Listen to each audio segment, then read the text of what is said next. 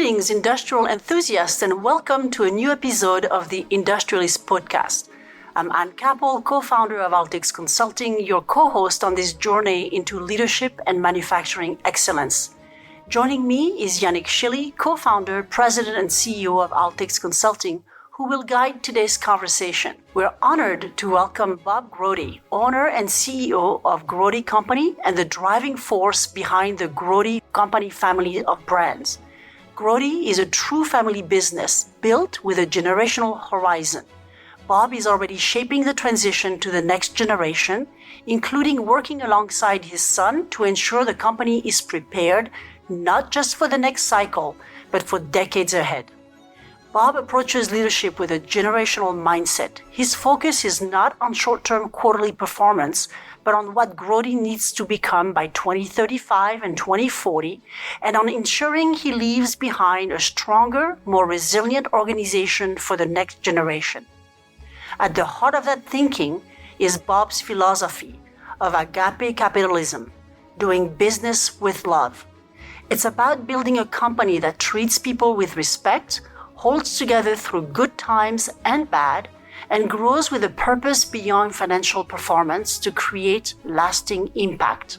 That purpose is deeply tied to the industry Grote serves. Food is not a trend. It's one of the most fundamental human needs. Feeding a growing world requires food processing, and it requires doing it better. In this episode, we'll explore how Grote is responding to shifts in health, sustainability, and global food systems through innovation and long-term industrial thinking. So without further ado, let's join Yannick Schilly in conversation with Bob Grote. This is the Industrialist Podcast, where real leaders, real stories, and actionable strategies unfold. Welcome, industrial enthusiasts, and good morning, Bob. It's a pleasure to be with you today. Good morning, Yannick. I was looking to our conversation with a lot of enthusiasm. It's a real pleasure to have you on this podcast today. Well, thank you. Thank you. So, Bob, before we start, tell us a little bit about you. Who is Bob Grote? And tell us a little bit about your own personal journey. Oh, who is Bob Grote? That's a tough question. You know, I'm the youngest of five kids. Grew up in that household of, activity and craziness, and two brothers, two sisters, and my parents working to make ends meet, and just like everybody else, right? And, I was always interested in things and how stuff worked, and was always the guy that would tear into stuff and break it and then get mad. My parents would get mad at me and things of that nature, but that brought me into engineering. Though I'm not a practicing engineer anymore and enjoyed sales a lot more, and I moved down that direction, I think it's helped shape how I look at opportunities, how I look at business. Being in manufacturing that I really enjoy going to work every day because you're producing something, you're making something, as opposed to pushing paper or pushing money around and things of that nature. So that's who I am. I have a wife, 3 kids. They're all grown and married and happy. And so I'm a recent granddaughter. So congratulations. Yeah, wonderful. How old is the granddaughter? She's 9 months old. Wonderful. And she's wonderful. It's life-changing. That's a lot of joy. So, Bob, you are now the part of the owner family and the leader of the Grote Company. Correct. Tell us a little bit about the family business and how did everything started, and tell us a little bit about the journey of the company. Yeah, so Jim Grote, my uncle who started it, he also is the founder and one of the majority owners of Donato's Pizza. And it's a chain of about 450 restaurants in about 28 states. So when he was early on realizing that, oh man, it's really hard to put pepperoni onto pizza. And, he puts 100 pieces of pepperoni onto the big pizzas. And it's like, wow, this is time consuming. And he thought of this idea in his head about a machine that would slice pepperoni sticks and drop it all on at once onto the pizza. And so this way would take less time, be more efficient, all those kind of things that were inherent to his thinking.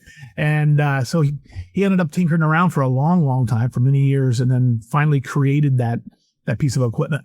It didn't really work in a restaurant environment at all. And he ended up showing it to the frozen pizza industry. And when it was in the early 70s, was just burgeoning, right? Frozen pizza was taking off. And so they said, if you automate that machine, we'll buy as many as you can make. Okay. And so he went back, called his brother-in-law, and formed the Grote Company. Okay. And for years, all we did really is make stuff for the frozen pizza industry. And all around the world, he had foresight in the 80s to open up an office over in Europe, basically to feed the whole world, not just the United States or North America. So fascinating.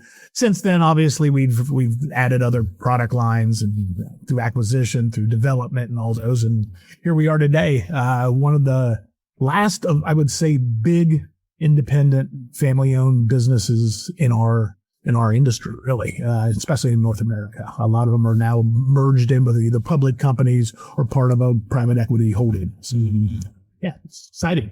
It's a really exciting time. Wonderful. How many people are in Grote's company as of today? We have about 300 people located in 8 factories here in the U.S. and 3 overseas. We're in India, we're in the UK, and we have a warehouse location in the Netherlands. And then we're spaced out here around the United States where food is made, basically. They're not in these cities where you go, oh, I can't wait to go there. They're in more places that are close to where a lot of food's made.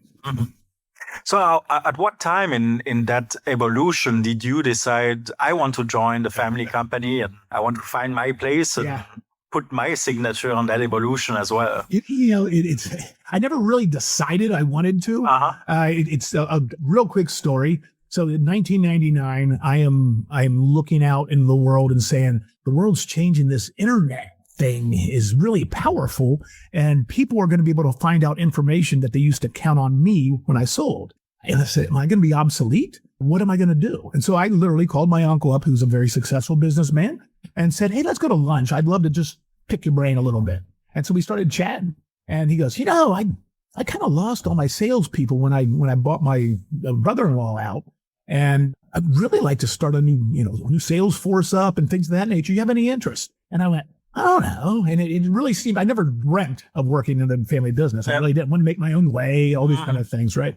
So I went over there, saw what he was doing. And when I walked through the door, no kidding, I felt like, oh, this is home. This is exciting. What more basic thing are we doing? We are making equipment to help make food. We're feeding human beings. And it's like, I belong here. And I knew after I walked in the door that I was going to go join the company. And joined the company, and then I knew I could never leave because the name's on the door. And once I was in there, it's like, oh my gosh, I could never leave this place. This is my last stop, in my career. And oh my gosh.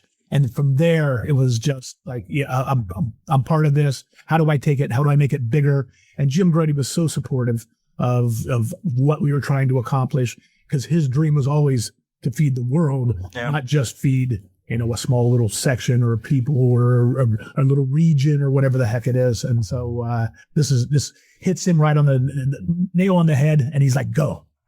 Right. Yeah. So yeah. Well, thanks for sharing that story. What this podcast is really aiming to do is to decode a little bit that mindset of an industrialist, and entrepreneurs, family businesses, they have that long-term vision and solving those big world problems. So it sounds like this is in the DNA of the family.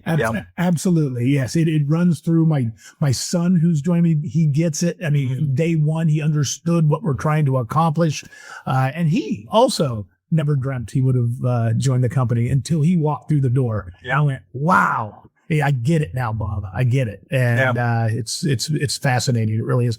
And looking out and realizing the people that not only are you supporting internally, okay, and their families and their communities, but really we're touching, we always joke, we touch your food, okay? We touch everybody's food. I mean, how amazing is that, right? And so you can look at it holistically as opposed to just, hey, how was my quarterly results or how are my monthly results, right? Are we doing the right things to help the industry, to help people, to help everybody get fed? And it's amazing. So Bob, tell me a little bit about your growth journey. Like you entered the company and you started in sales and obviously you have done a great job in growing the company. And now you're the CEO. How did you prepare, and how was that journey of becoming the CEO of the company and then taking the company to the next level? And maybe talk a little bit about people having had a strong influence on the development of you as a leader. And I'll go back to, leadership is something that I kind of fell into.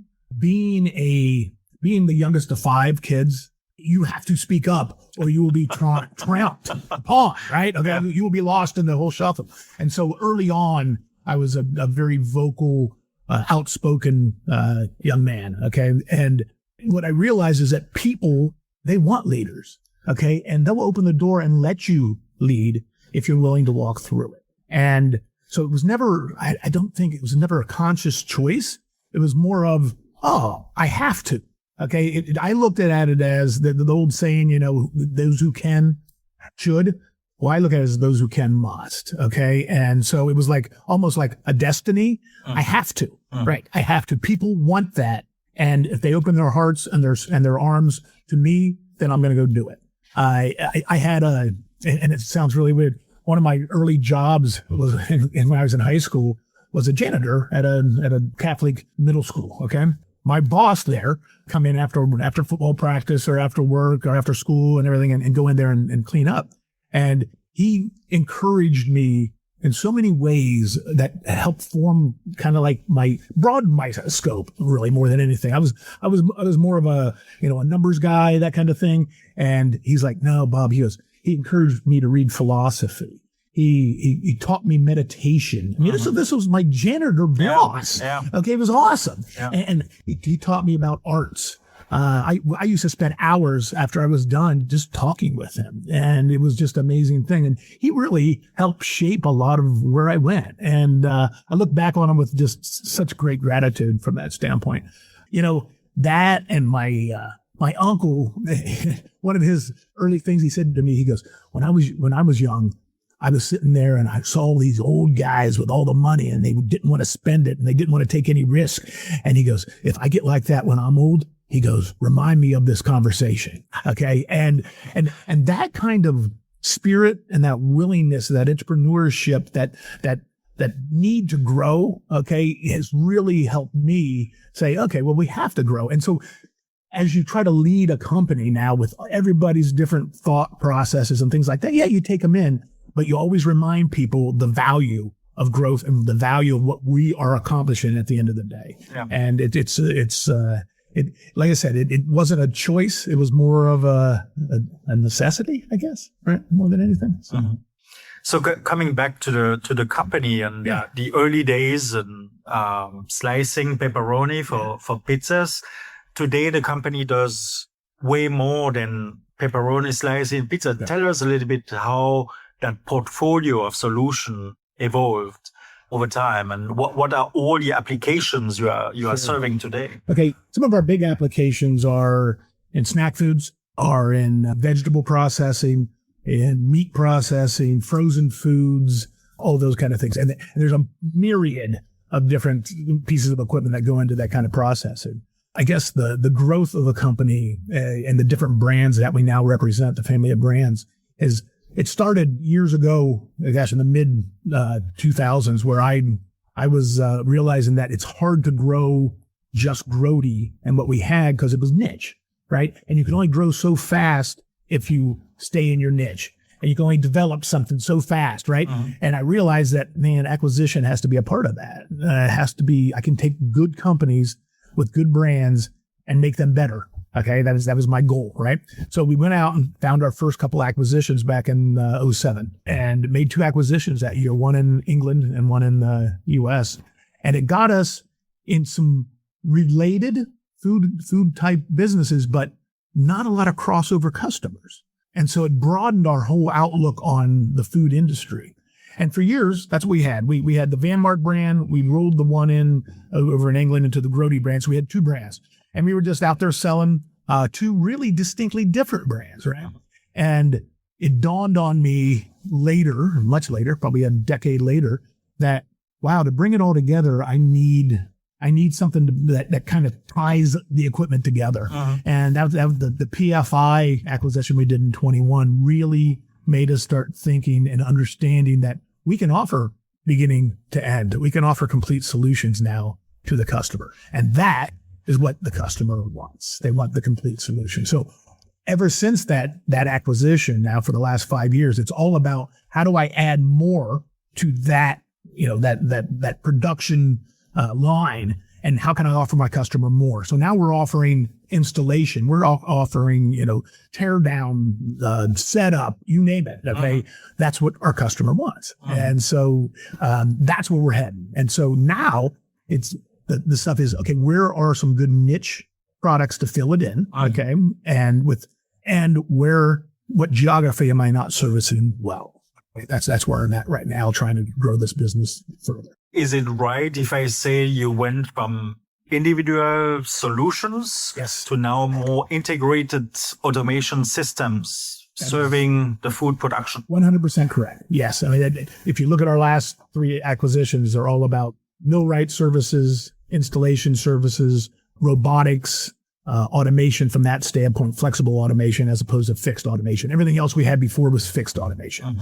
Bringing all those together now, I can just say yes to the customer. I can do it. I can do all of it. And it's under my auspices as opposed to having to buy something out or rely on somebody else to support that. That's kind of where we're at. Yeah, we are living in a complex world, and business is complex. And if we can make life easier and simpler for our customers in offering turnkey, integrated solution, that's certainly a good vision and a good path forward. Absolutely. And our customers asking, I mean, once you have that trust from your customer, and then they'll ask, what else can you do? They'll ask you, what else can you do? Right? They will. They'll reach out and say, can you do this for me? And in all honesty, it's an honor that they call you first, right? Even if I cannot do that, I will find them the solution to go do what they got to do, because I want them to call me first. Just call me, right? Yeah. We'll fix you, right? We'll help you, right? And that's where our customers want. They don't have time to search it out themselves. They don't have time. Tell us a little bit, Bob, about what are some critical challenges you see right now in the industry, like key problems the food industry tries to solve and gives companies like yours challenges in terms of, hey, we need to innovate, we need to solve those problems so that we can address those concerns from the industry. The historic reliance on labor versus automation in the industry, and the lag that you've seen, especially in North America, to be honest with you, Europe's a little bit ahead, has really weighed, I think, our customers down. And so there's been kind of a scramble at how to automate, right? And there's a lot of thoughts on how to automate, and not all of them are working out very well. And there's also a learning curve, right? Maybe the maintenance staff isn't qualified, okay, or trained up to be able to run some of this equipment. And so there's a learning curve right now in the industry. I believe the investment in automation, in true automation for the industry, is going to be huge over the next decade. It'll continue, but it's start and stops. Okay. How do you support it as a company like we're doing? I can't be babysitting you forever. Right. Yeah. Okay. And how do I simplify it? Okay. Which is the challenge for us. How do I make it so they don't have to worry so much? Yeah. Okay. And that's easier said than done. You're in a cold environment, you're in a wet environment. Electronics and that just don't love each other. Let's be honest. Right? But I'm excited about it.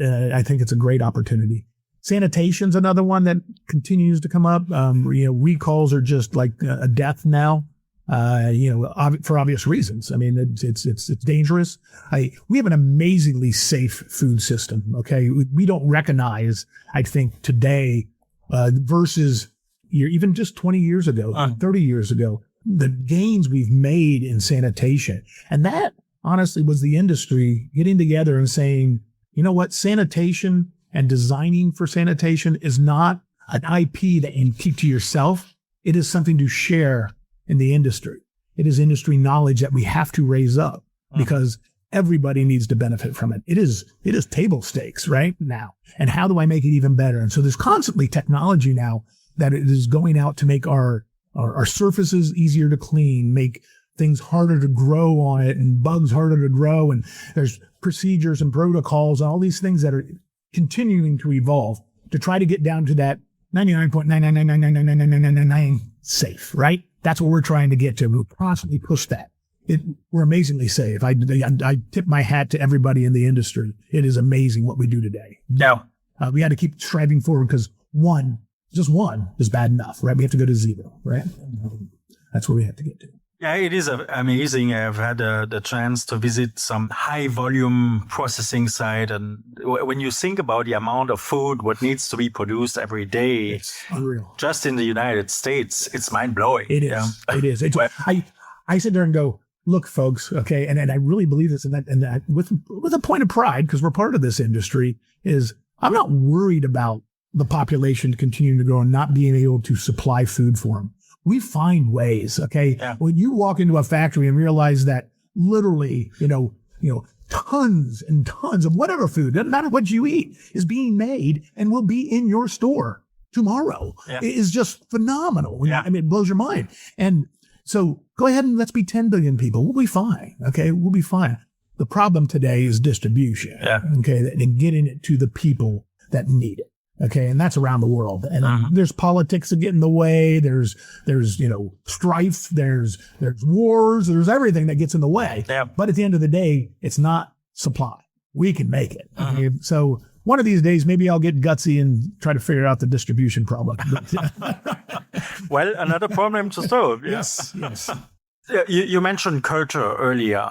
How would you describe the culture in your company, and how do you personally influence the culture you want your company to live and strive every day with? It's a great question.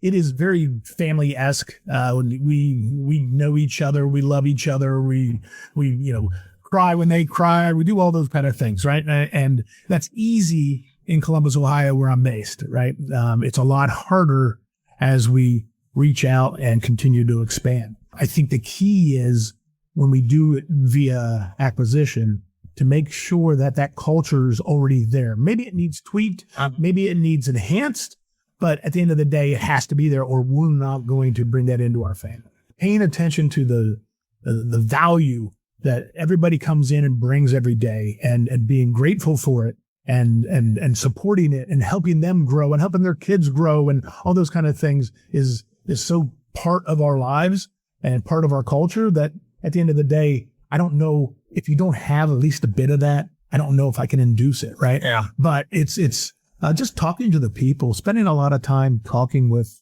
every individual out there, understanding what they're doing. Not because you're worried about, are they doing it right? What you're worried about is, do they feel like they're participating in what's good? I always remind them. I said, you know what?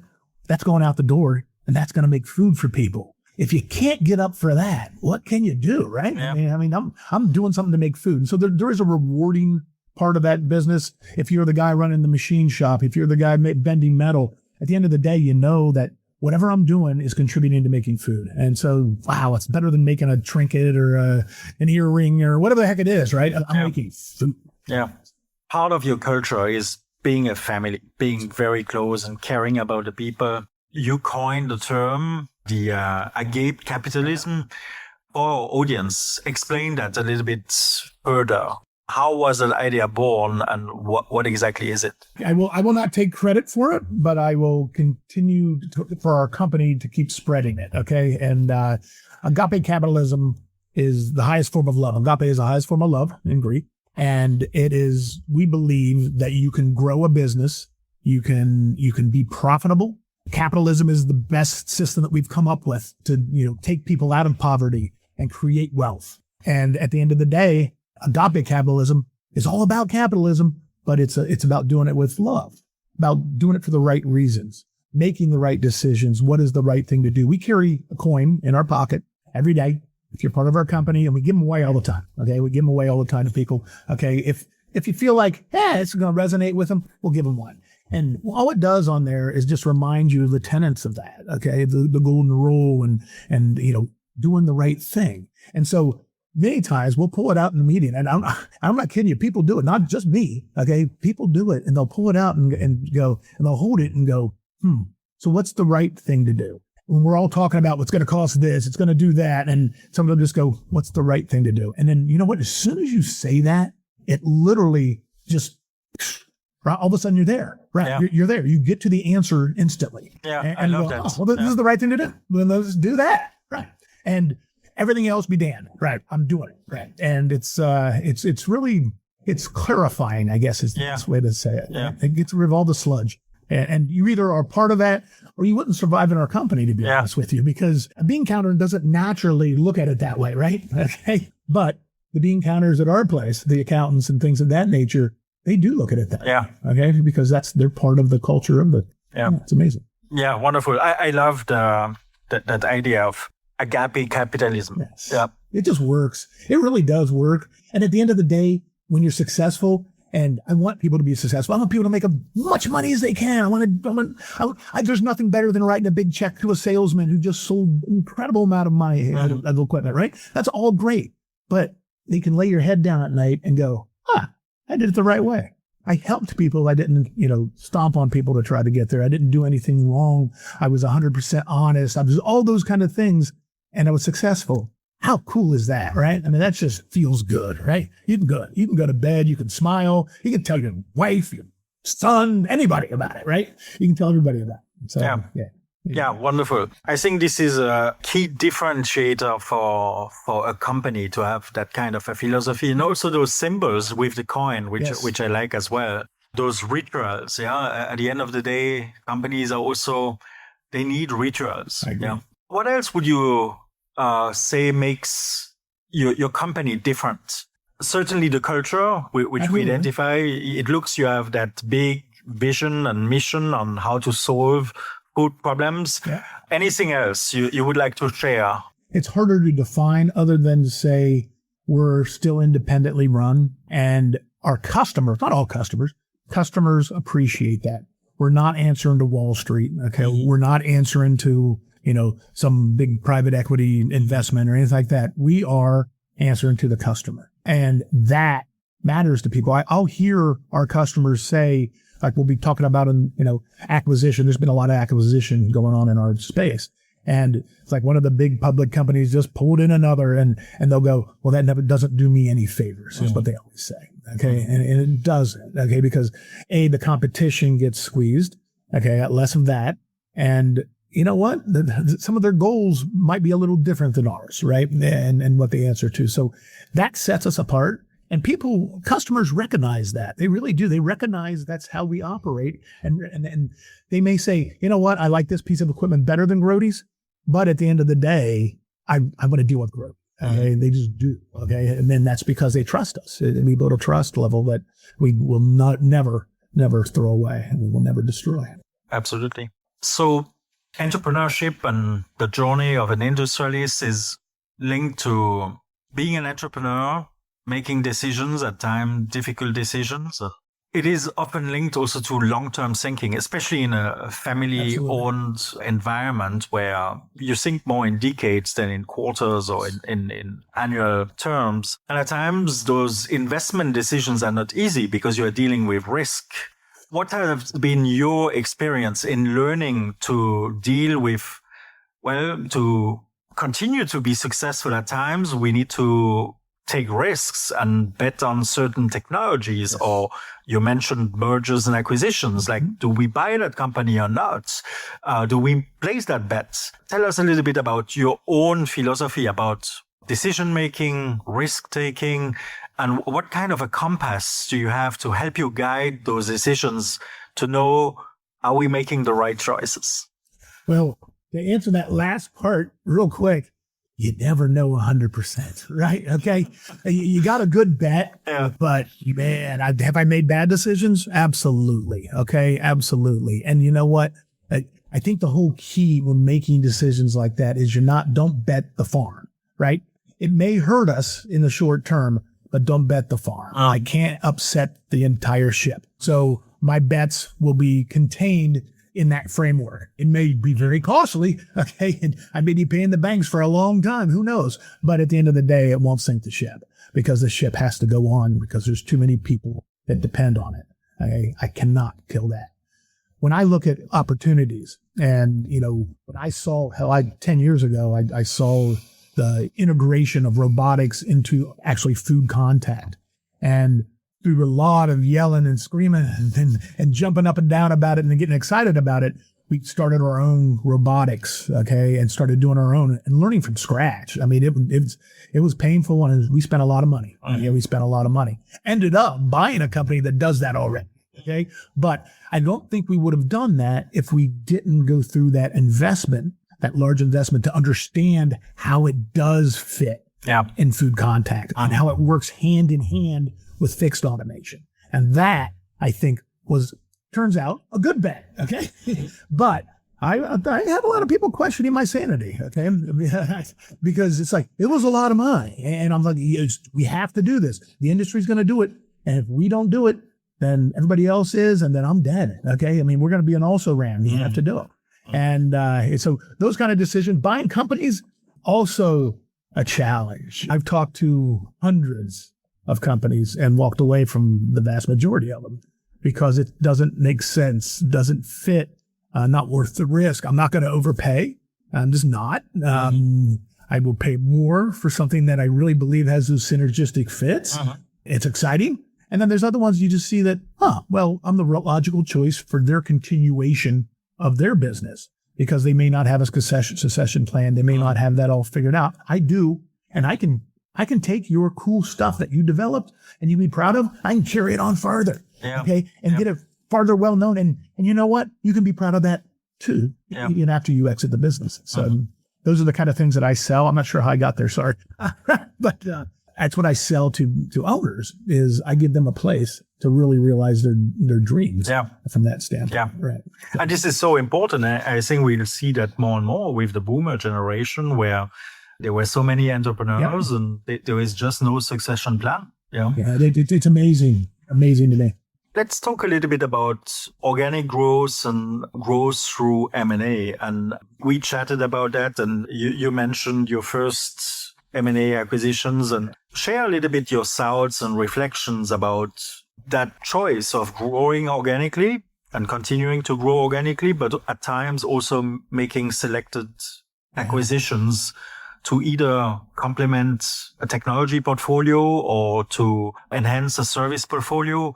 How is your reasoning around M&A and how did you embark on such a journey?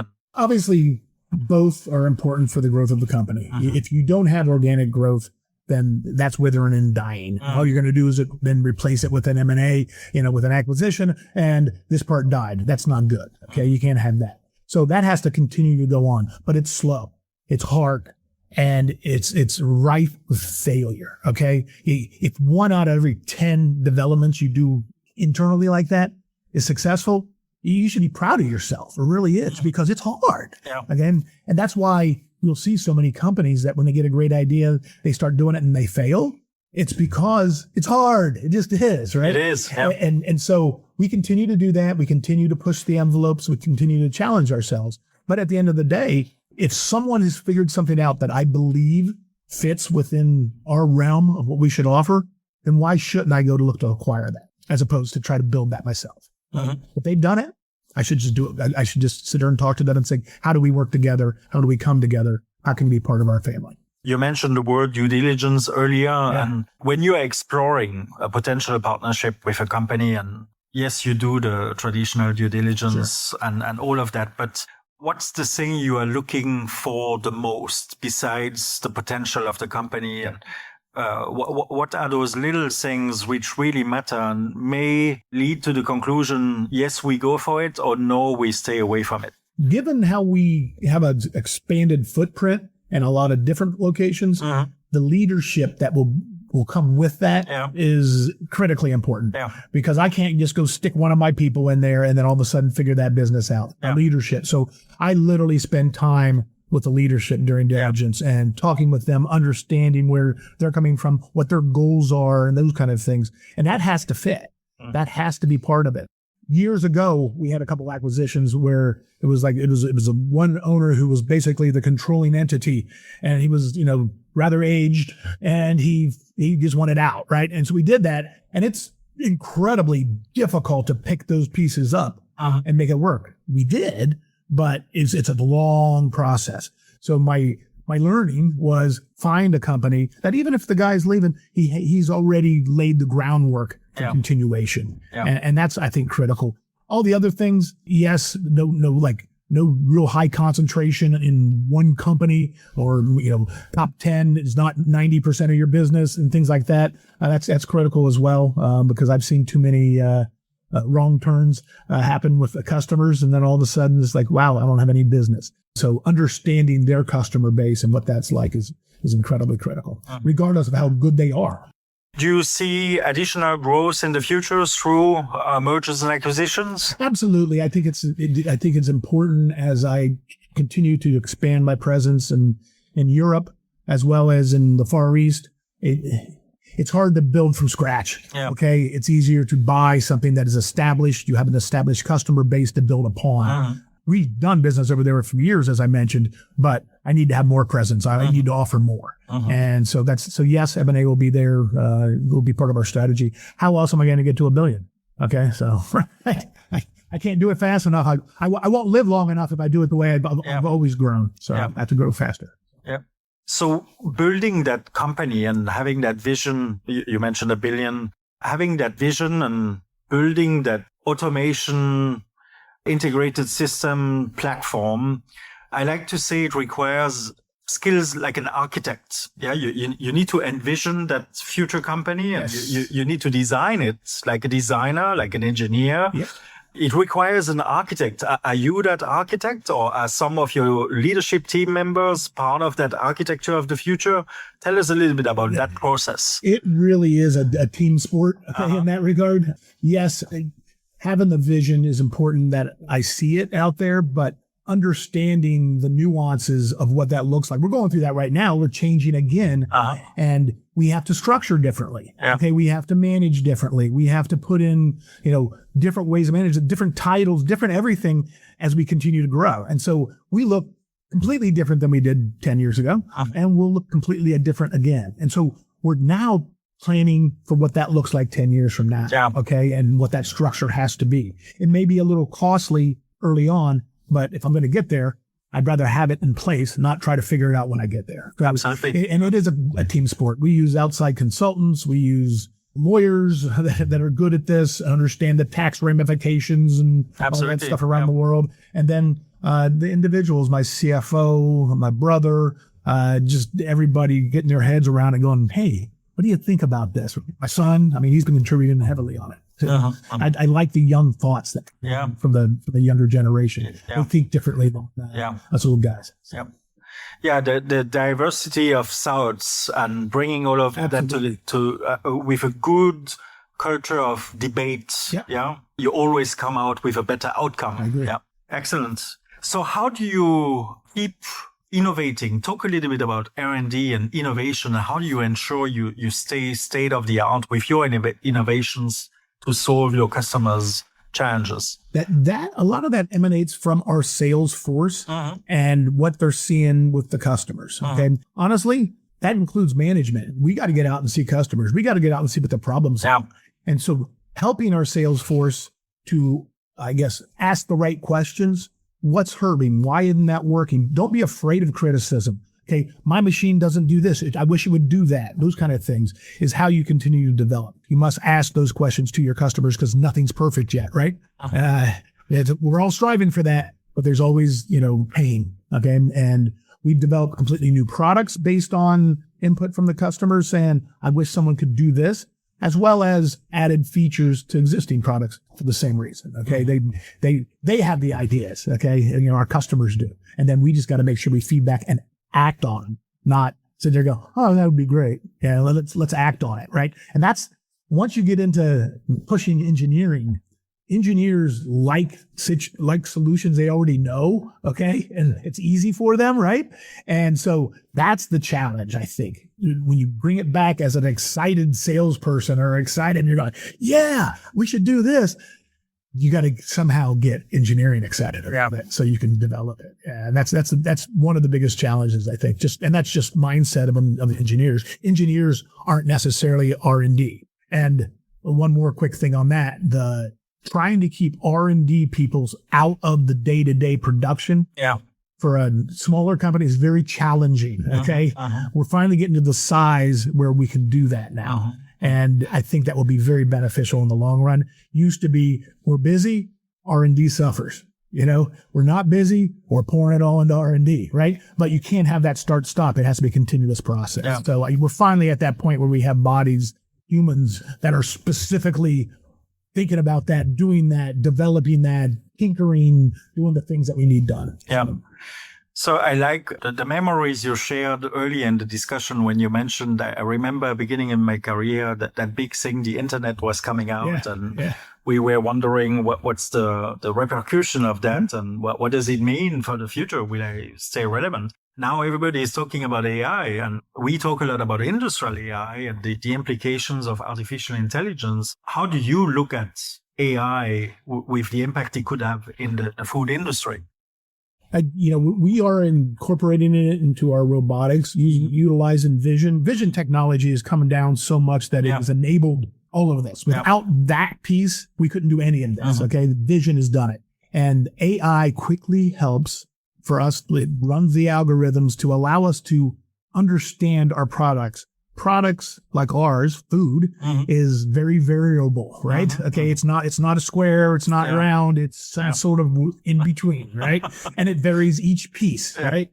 Because it's alive and it's growing, or it's there's no square pigs out there. I haven't seen those yet. But so at the end of the day, AI is enabling automation to be incorporated effectively into things. Because you can't have stupid automation. Okay, it just doesn't work anymore. Yeah. Okay, I mean that's silly, right? And so I'm excited about what AI does, and AI is good for our business too. Okay, not just from selling and making better equipment. It's good for literally the efficiency of our people, right? No one wants mundane to do the mundane, right? Let AI do the mundane. Okay, they do it faster. It'll do it more repeatable, and you'll be a happier guy working here at my company, right? Yeah. If I'm enabling you to do that, right? Absolutely. So, no one likes that. I don't. I know that, right? I don't, and I just don't do it. Right? That's what I do. I just push it off. It's mundane, right? Yeah. So come on, AI, bring it. Yeah. I'm definitely not afraid of it. Definitely. I think that's the right way to approach it. Yeah, we cannot be scared or have fears about new technologies. We need to embrace them and see how can it serve us. Become even a better company. Yeah. That's a great way to put it. How can it serve us, right? Yeah, it is there to serve us, right? As the human beings, as the people, it is there to serve us. Yes. And I think approaching it that way with that mindset can really open up the value of your individuals that work at your company. Okay, they really can. They can do so much more, and they get excited about it then, right? Because then they're just working on the fun stuff. Okay, the stuff that they truly want to work on, and they'll do a better job. Yeah, very good. Bob, I want to touch a little bit about legacy. Obviously, you are thinking in generations, you're thinking in decades. You mentioned you are more and more working with your son in the company. So does your son, do your kids want to be part of the family company? And do they have aspirations to continue to lead and grow the company in the future? Funny you ask. So I have 3 children, as I mentioned. 2 of them have no desire to be part of it. Okay? None whatsoever. And I will say Jack, my oldest, who is with me now for 7 years, he had no desire either until he came in and understood what we were doing. He has embraced it. We've actually written into our operating agreement that he's next in line. Okay. It's already there because this is what we're going to do. Yeah. And so everything we're doing with him, and I will say, and he better not hear this because he'll blush and then he'll get a big head, but he picks up things so fast.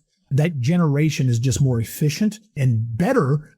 He's better at 32 than I was at 40, okay, at 50, okay, and it's amazing. It really is. So we throw him into everything. He's been involved in my acquisitions. He's been involved in, running one of our locations. He's done sales. We just put him in anything, and he's learning it all from the ground up.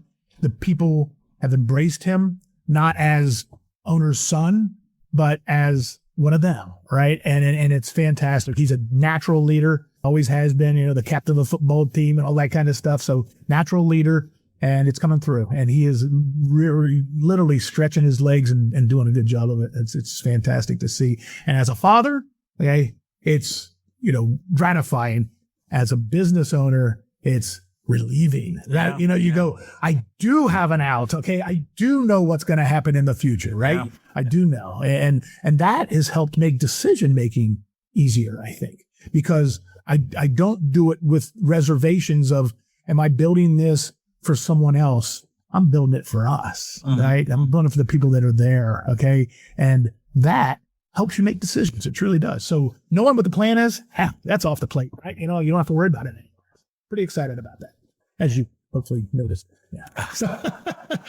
I think it's an excellent way to prepare somebody for succession, the way you describe it, having that exposure to different sides of the business, to different business cases, and discovering really the company from the inside with all its challenges. Yes. What a better preparation. Yeah, we just like I did, he came in and I put him into sales right away. Okay. And I shipped him off to Boise, Idaho. Okay. Yeah. And said, let's go. Right. Yeah. And I wanted him to, learn his own way. Right. Okay. And not feel like he's at the home office and, dad's next door and all that kind of stuff. And we even talked about when he was joining us, he goes, what do you want me to call you? Okay. I go, what do you want to call me? He goes, maybe I'll call you Bob. I go, that's great. Yeah, that's great. That sounds better than Dad. Okay. Yeah. Right. So, whatever I wanted to make sure that he was independent of me, but knowing he does have the last name and he gets that. And there is some power in that. Okay. Naturally. And people paid attention to him, but he also treated that right. He didn't use it as power base. Yeah. All it did was open up ears, okay, and allows him to lead. Mm-hmm. So he's been a great leader from that standpoint. Wonderful. What kind of legacy would you like to see, Bob, for the day you decide to retire? And it's hard to imagine for me with your energy how you would ever retire. But I haven't figured that out either. So. What kind of a legacy, knowing that there will be continuity and the family will continue to run the company, but what kind of legacy would you like to see for yourself? Have you thought about that? I try not to, okay, just because I can't imagine the day either, as you would say, but I just want to, when I am done, everybody, I had to write my obituary for something, okay? And that's hard to do, right? But what you want is, did people think I did my best and treated people correctly and helped, make things better, right? Okay, make an impact. And, no matter what that is, I think everybody has a yearning desire, some sort of inside them to make an impact. And so you left something with the world, right? Uh-huh. And I think that's kind of where I want it. And so 50 years from now, they're talking about, oh, you remember Bob? Yeah, that's exciting to me. Okay. Yeah. I guess that's where my legacy will hold, I hope. Okay. I don't know. I try, like I said, I try not to think about it just because it's so unthinkable to me. Yeah. I don't know when I'll quote retire. I think I may have to give up the reins as CEO earlier than I'll retire. Okay. Mm-hmm. Just because it won't be fair to my son. Yeah. Okay. And that's fine too. Okay. And then I'll just do the real fun stuff. Okay. That kind of thing. So I don't know. That's a really hard question, but yeah, that's what I'm thinking. It's about, I guess it's not, hey, you built this great company. It's more of what did people, how do people think I did it? Right. Did I do it the right way? Yeah. Yeah. I don't want to be remembered as a industry titan or anything like that. Yeah. Right? So what have been moments, I would say, a crisis, or, we all know being an entrepreneur is not an easy journey. Mm-hmm. We certainly have fun when we have passion for what we do. And I have no doubt we do have a lot of passion for what you do, but we all know, and the last few years have shown, we had COVID, we have supply chain crisis, geopolitical tensions and everything. And so it's not always easy to be an entrepreneur. Probably there is even more times where it's hard than times where it's easy and fun. So what is one of those memories you would have about a defining leadership moment, a crisis or something where you had to really do some soul searching? As recent as COVID, I learned Well, that was different than any other recession I've ever been in, right? Okay. I thought I learned it all in the previous recessions, right? No. Okay. But the one big thing that Jim Grote always reminded me is keep your muscle, is what we call it. Just keep your muscle. Okay. And that's my people, right? You keep them and everything else can go. Okay. But keep your muscle. And ultimately you'll get through this. And then when you come out of it, you'll be in a better position than anybody else because you kept the people that made your business. Okay. And so COVID was one of those, I realized in the previous recessions that when it's tough, they look to you. Okay. Everybody's looking at you. And so what we did differently this time, which I think was very effective, is I didn't know what's going to happen. No one knew what's going to happen. Right. And so being patently honest with them. Okay. I did a town hall every night or once a week. Okay. At night at 8:00. Okay. And because I wanted the families to be part of it too. I wanted their spouses, their kids, anybody. Okay. And I just talked about what I saw in the last week, what I'm seeing. I talked about, honestly, when the money's going to dry up. I was honest with them. I go, sooner or later, if this doesn't change, my money's going to dry up. And then we're going to have another conversation. I go, I'll be honest with you. But right now, here's what it is. So here's what I'm aiming for. And I'll keep letting you know. Okay. I'll keep updating you accordingly. And so it was incredibly, I guess, just open, because not fearful. It was, I don't know, but here's what I'm thinking. Okay. And they heard it. And I got a lot of feedback later that calmed fears. Okay. And then also knowing that then it could be a bad ending. Okay. I think helped to calm the people down. And that was a learning experience for me from that standpoint. It wasn't just, hey, I'm going to keep you guys all on until the money runs out. Okay. It was understanding that I'm human too. And I don't know what's going on.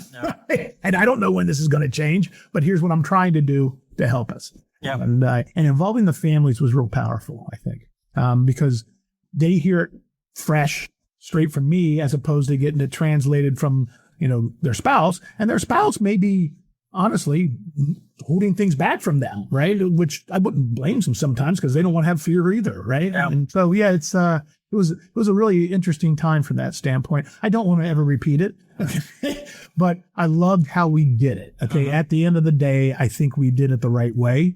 We kept everybody, we got through it. Time was ticking down and things turned around. And then we had 4 years of the best years of our company right after that. I mean, it was the growth out of COVID was phenomenal. And there was a lot of high fives after that. I can tell you that. It's like looking back on it, we'd talk about it and go, maybe that was the best thing for her business, right? I don't know. Right. So let's project ourselves a little bit in the future. Let's say 5-10 years from now. What are key accomplishments you would like the company to do in terms of further expansions or further technology evolutions, building that food solution ecosystem? I need to have a manufacturing footprint. I call it, which it's not necessarily true. I want to have manufacturing and input in every currency I do business. Okay. And that's been kind of my goal, my guiding light. Okay. As I'm looking at possible acquisitions, is building out things like that. That's why we're in India. Okay. To do business in Asia, and not for exporting back here, just to do business in Asia. Right. I need to expand their capabilities. I need to invest in that. Admittedly, we've been a little tentative. And then I need to have a place on mainland Europe, and a factory, not just faces, not just stock. I need a factory. I need to manufacture. The power of manufacturing is second to none. Okay. It grounds you. It's an anchor. Okay. And it's a good anchor. It's not a bad anchor. It's a good anchor. And you can control a lot more if you make it. Right. And so having that capability is critical to our business. And then ultimately, I'm going to have to figure out Latin America, which has been a bugaboo for me for years and years and years. That's a hard one. We do business down there, but for me to blow it up down there, I got to figure it out. Maybe I'm not the right guy to figure that out. I don't know. But ultimately, we would have manufacturing really all over the world to service those parts of the world, because population is going to keep growing. People are going to keep eating. And automation is going to continue getting poured into processing food, because that's the only way that you can make enough food to feed everybody. Thank you so much for sharing that. To close on a more personal note, Bob, having the role of a CEO in a family-owned business, and you mentioned it when your name is written on it, you need to do the right things for the business, for your customers, for your stakeholders, for your employees. So it's demanding. So how do you keep your energy? How do you find your balance? What's your secret sauce to fuel your energy and keep moving? I've always been energetic. Okay? I've always had a lot of that. And so keeping it going because I am 61 now, so I'm not as young as I once was. Having finally I probably was not the best father or husband early on. My kids were young and things of that nature because of the demands of the job. What I found is I'm happier now because I am an empty nester. I now make conscious decisions about, I'm going to take Gina with me, or we're going to go do something this weekend, or, right? And so now I'm making conscious decisions. So I've got a better balance, I believe, in my life than I used to. I was from the old guard where you just worked yourself to death, okay? And I realized that that's not healthy. It's not going to be great for me in the long run, so I've changed there. And then I believe energy and happiness and everything is a choice. I really do. And I wake up, and if I don't feel happy, I tell myself I'm happy. And by the time I get to work, I'm happy. Okay. And that happiness breeds energy. I believe you can make that choice. Yes. And I tell everybody that when they're down, I say, choose happiness. You can do it. Okay. Go smile in the mirror. Okay. Yeah. I dare you. And that works. It does. It's mind over matter. And then I believe happiness breeds energy. Sadness breeds depression and lethargy, nature, and things like that. Not happiness. How can you not have energy when you're happy? It's impossible. Absolutely. I will carry that on, and I believe that until the day I drop. So. Yeah, I love the choose happiness. Yes. That's a great... I need to get a bumper sticker that says that. Gosh. Well, Bob, thank you so much for spending the time with us today, and what a great story, and congratulations on all the success and all the best wishes for the future, for your own personal future, but also for the company and for the next generation taking over. Thanks for being part of the Industrialist Podcast. Thank you very much, and I thank you for taking the time to have me on. What an engaging and thought-provoking conversation we've had today on the Industrialist Podcast with Bob Grote. We explored the realities of leadership in industry, what it truly takes to build capable organizations, develop people, and sustain performance over the long term. Bob, your grounded perspective on leadership accountability, culture, and the responsibility leaders carry to develop both results and people is incredibly powerful. Your insights remind us that operational excellence is never just about systems and metrics. It is about the choices that leaders make every day. It has been a real pleasure to share your experience and practical wisdom with our listeners. To our listeners, thank you for joining us on this journey into industrial leadership and manufacturing excellence. If today's episode resonated with you, don't forget to subscribe, rate, and leave a review, and helps us continue to bring those conversations to life. Remember, this is just one story in our ongoing series of discussions with industrialists. Stay tuned for more inspiration tales, practical insights, and strategies for leading with purpose on the Industrialist Podcast. I'm Ann Capel, and on behalf of Yannick Shelley and the team of Altics Consulting, thank you for being part of our community. Until next time, keep innovating, keep leading, and keep shaping the future of industry.